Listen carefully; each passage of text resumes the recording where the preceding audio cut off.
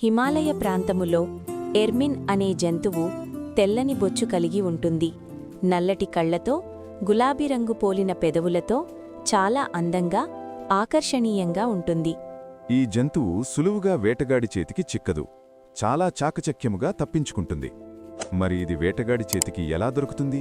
వేటగాడు ఎర్మిన్ అనే ఈ జంతువును పట్టుకొనుటకు అది నివాసముండే ప్రాంతమును కనుగొని ఆ జంతువు తలదాచుకున్న బొరియను గమనించి వాటి ముఖద్వారమునకు బురదను పూస్తాడు.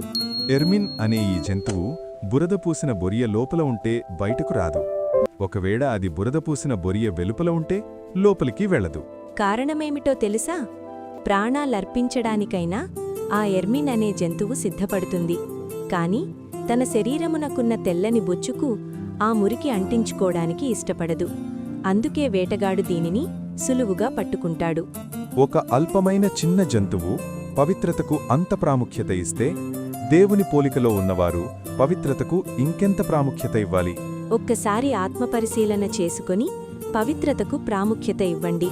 మొదటి థెస్సలోనికైలకు 4:3లో ఈ విధంగా వ్రాయబడి ఉన్నది: మీరు పరిశుద్ధులగుటయే, అనగా మీరు జారత్వమునకు దూరముగా ఉండుటయే దేవుని చిత్తము.